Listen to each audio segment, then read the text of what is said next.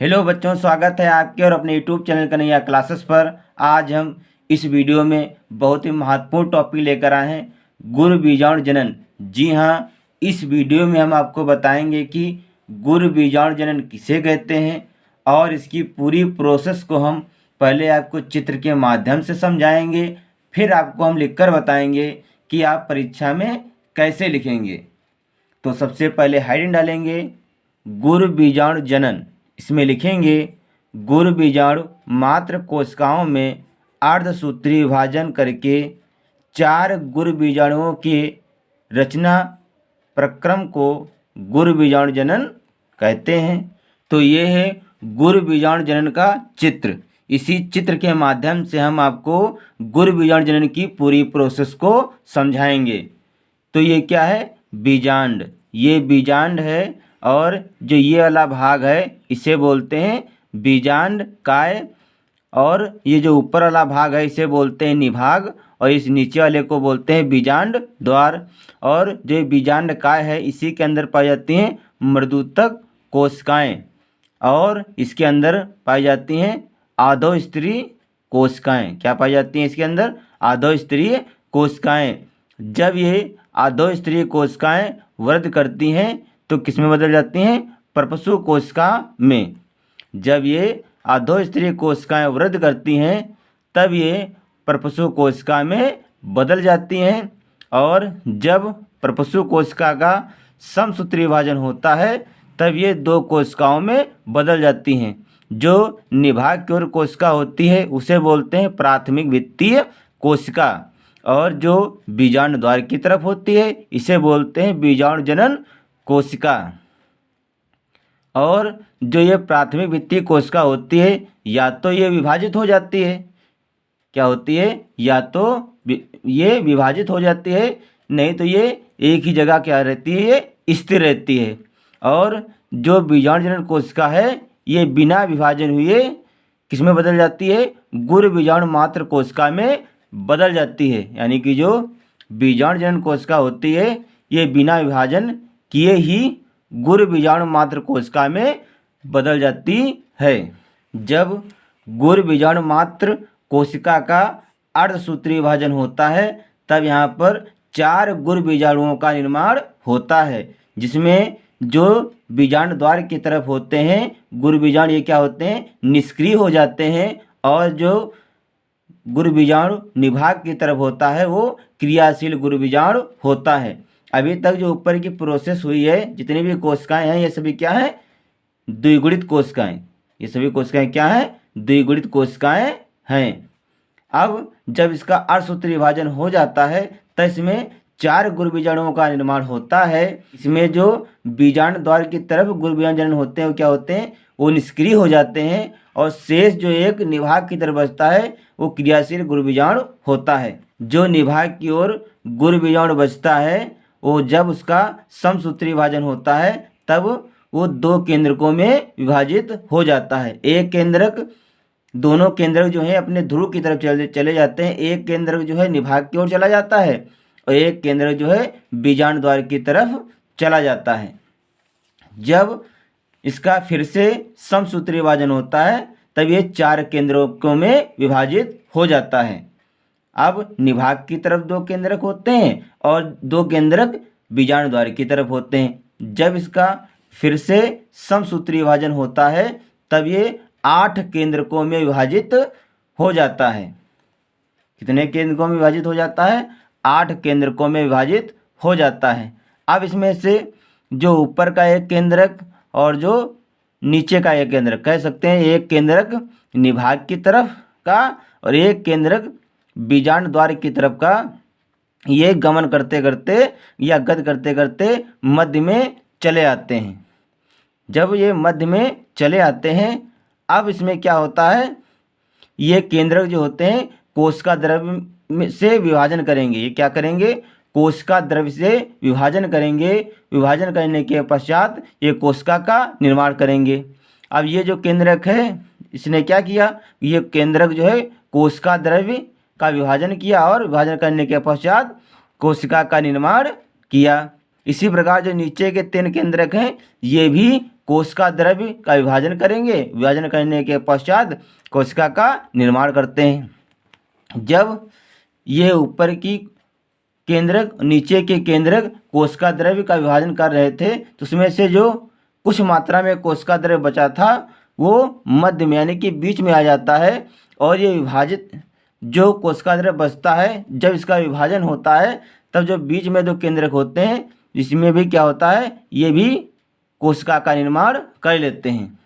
अब जो ऊपर की 3 कोशिकाएं होती हैं इसे बोलते हैं प्रतिमुख कोशिका, और बीच में जो 2 केंद्रक और 1 कोशिका होती है इसे बोलते हैं ध्रुवीय कोशिका, और नीचे के 2 ये जो केंद्रक होते हैं इन्हें बोलते हैं, ये वाली 2 केंद्रक जो कोशिका में बदल गई इसे बोलते हैं सहायक कोशिका, और बीच में क्या होते हैं इसे बोलते हैं अंड कोशिका।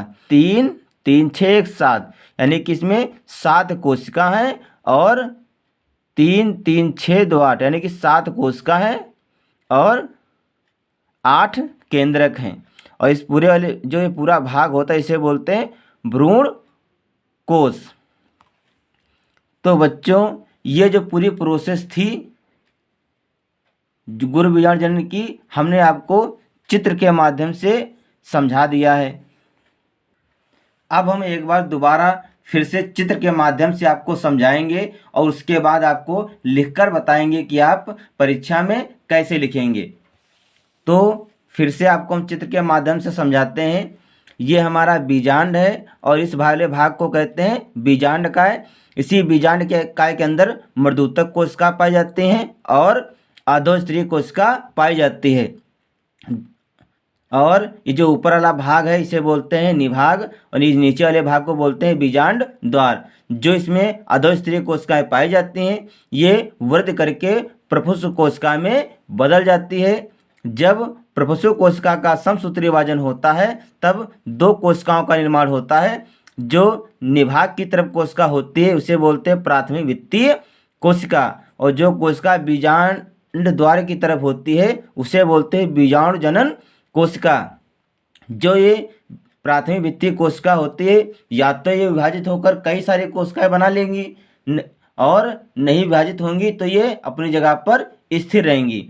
और जो ये बीजाणु जनन कोशिका है ये बिना विभाजित हुए गुरु बीजाणु मात्र कोशिका का निर्माण करते हैं। ये जितनी भी कोशिकाएं हैं सभी कोशिकाएं द्विगुणित हैं। अब जब गुरु बीजाणु मात्र कोशिका का अर्धसूत्री विभाजन होता है तब इसमें 4 गुरु बीजाणुओं का निर्माण होता है। जो गुरु बीजाणु बीजांड द्वार की तरफ होते हैं ये सभी निष्क्रिय हो जाते हैं और शेष जो एक गुरु बीजाणु बचता है जो निभाग की तरफ होता है वो क्रियाशील गुरु बीजाणु होता है। जो ये गुरु बीजाणु बचा है जब इसका समसूत्री विभाजन होता है तब ये 2 केंद्रकों में विभाजित हो जाता है। दोनों केंद्रक अपने अपने ध्रुव की तरफ चले जाते हैं। जब फिर से इसका पुनः समसूत्री विभाजन होता है तो इसमें 4 केंद्रकों का निर्माण होता है। जो ऊपर 2 केंद्रक होते हैं निभाग की तरफ होते हैं, जो नीचे के 2 केंद्रक होते हैं बीजांड द्वार की तरफ होते हैं। जब इसका पुनः फिर से समसूत्री विभाजन होता है तो इसमें 4 केंद्रकों का निर्माण होता है। निभाग की तरफ 4 केंद्रक होते हैं और 4 केंद्रक बीजांड द्वार की तरफ होते हैं। अब जो 4 केंद्रक निभाग की तरफ हैं और 4 केंद्रक बीजांड द्वार की तरफ हैं इसमें से एक केंद्रक गमन करते करते बीच में चले जाते हैं यानी कि मध्य में चले जाते हैं। अब क्या होता है इसमें जो केंद्रक होते हैं अपने कोशिका द्रव्य का विभाजन करते हैं। जो केंद्रक होते हैं कोशिका द्रव्य का विभाजन करते हैं और विभाजन करने के पश्चात कोशिका का निर्माण करते हैं। अब ऊपर के जो 3 केंद्रक हैं इन्होंने क्या किया, कोशिका द्रव्य का विभाजन किया और विभाजन करने के बाद कोशिका का निर्माण किया। ठीक इसी प्रकार जो नीचे के 3 केंद्रक पाए जाते हैं इन्होंने भी कोशिका द्रव्य का विभाजन किया, विभाजन करने के पश्चात कोशिका का निर्माण किया। अब जब कोशिका द्रव्य का विभाजन हो रहा था तब कुछ मात्रा में कोशिका द्रव्य बचा था, वो धीरे धीरे मध्य में चला आता है और जब मध्य में चला आता है तब इसका फिर से विभाजन होता है। जब विभाजन होता है तो बीच में जो जो बीच में 2 केंद्रक होते हैं ये भी कोशिका में बदल जाते हैं, यानी कि इनका भी कोशिका का निर्माण हो जाता है। अब ऊपर की जो 3 कोशिकाएं होती हैं इसे बोलते हैं प्रतिमुख कोशिका, और बीच में जो एक कोशिका 2 केंद्रक होते हैं इसे बोलते हैं ध्रुवीय कोशिका, और नीचे जो 3 केंद्रक होते हैं ये जो 2 कोशिकाएं हैं इसे बोलते हैं सहायक कोशिका, और बीच में जो एक कोशिका इसे बोलते हैं अंड कोशिका, और ये जो पूरा भाग है इसे बोलते हैं भ्रूण कोश।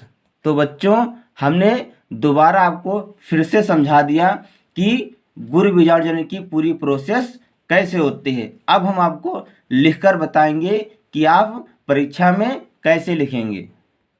तो अब हेडिंग डालेंगे गुरु बीजाणु जनन, इसमें लिखेंगे गुरु बीजाणु मात्र कोशिकाओं में अर्धसूत्री विभाजन करके 4 गुरु बीजाणुओं के रचना प्रक्रम को गुरु बीजाणु जनन कहते हैं। अब इसमें लिखेंगे बीजांडकाय में एक अधोस्तरीय कोशिका पाई जाती है। अधोस्तरीय कोशिका विकसित होकर प्रपशु कोशिका में बदल जाती है। जब इसका समसूत्री विभाजन होता है तब यह 2 भागों में बट जाती है, प्राथमिक भित्ति कोशिका और बीजाणु जनन कोशिका। बीजाणु जनन कोशिका बिना विभाजित होकर गुरु बीजाणु मात्र कोशिका का निर्माण करती है, या गुरु बीजाणु मात्र कोशिका का निर्माण होता है।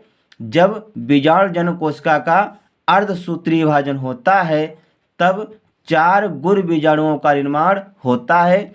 इनमें से 3 गुरु बीजाणु निष्क्रिय हो जाते हैं, शेष 1 बचता है, वह क्रियाशील गुरु बीजाणु होता है। जब इसका समसूत्री विभाजन होता है तब 2 केंद्रक बनते हैं जो एक दूसरे के विपरीत होते हैं। जब इसका फिर से समसूत्री विभाजन होता है तब 4 केंद्रकों का निर्माण होता है। फिर से पुनः समसूत्री विभाजन होता है तब यह 8 भागों में बट जाती है, और इसके ऊपर 3 प्रमुख कोशिकाएं होती हैं और बीजांड द्वार की तरफ 2 सहायक कोशिकाएं होती हैं, और उनके बीच में अंड कोशिका का निर्माण होता है। तो बच्चों हमने गुरु बीजाणु की पूरी प्रोसेस को पहले आपको चित्र के माध्यम से समझाया, फिर आपको हमने लिखकर बताया कि आप परीक्षा में कैसे लिखेंगे। तो बच्चों अगर हमारा वीडियो आपको अच्छा लगे तो इसे लाइक, शेयर और सब्सक्राइब जरूर करें। मिलते हैं अगले वीडियो में, तब तक के लिए जय हिंद, जय भारत।